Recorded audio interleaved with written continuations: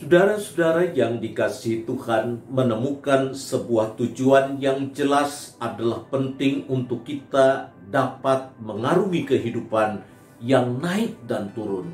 Kehidupan yang penuh dengan badai dan gelombang.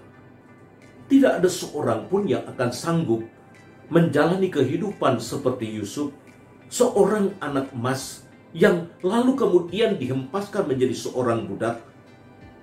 Dari tempat yang begitu rendah, ia bergerak naik, lalu kemudian menjadi seorang kepala rumah tangga istana. Di sana ia difitnah, lalu kemudian dijebloskan ke dalam penjara. Dan dari tempat yang begitu dalam, ia bergerak naik lebih tinggi lagi, menjadi seorang perdana menteri.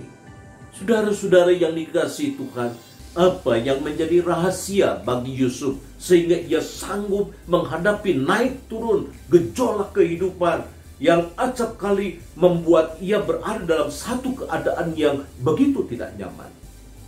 Saudara-saudara yang dikasihi Tuhan, kunci penting yang ada di dalam diri Yusuf, ia selalu mengarahkan matanya ke depan dan ia pantang menengok ke belakang. Ia ingin menemukan apa tujuan.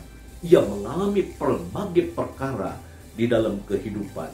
Perkara yang tidak ia harapkan. Bagaikan musibah yang dahsyat. Ia kehilangan segala-galanya.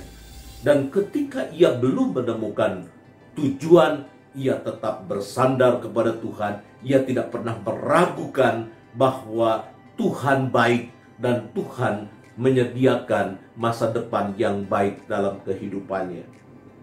Saudara-saudara yang dikasihi Tuhan, sampai satu waktu Yusuf menemukan tujuan hidupnya. Ketika Mesir mengalami kelaparan dan berbagai tempat mengalami persoalan yang berat, lalu ia mendapati saudara-saudaranya yang pernah menjualnya, yang pernah menyakitinya, yang begitu menyesakan dalam hidupnya, datang dalam keadaan miskin, lapar. Tetapi apa yang dikatakan oleh Yusuf kepada saudara-saudaranya? Kejadian 45 ayat 5 mengatakan, "Tetapi sekarang janganlah engkau bersusah hati. Jauhkanlah perasaanmu dari menyesali diri karena kamu menjual aku ke sini." Saudara-saudara yang dikasihi Tuhan, Yusuf mengatakan kepada saudara-saudaranya, "Bukan karena kamu aku ada di sini.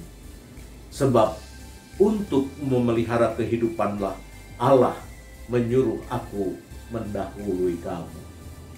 Jadi saudara-saudara yang dikasihi Tuhan, Yusuf memaknai perjalanan yang sedemikian sulit naik dan turun sebagai sebuah bagian karya Allah untuk menyelamatkan bukan saja keluarganya, tetapi menyelamatkan sebuah bangsa Mesir yang begitu besar dari kelaparan yang dahsyat.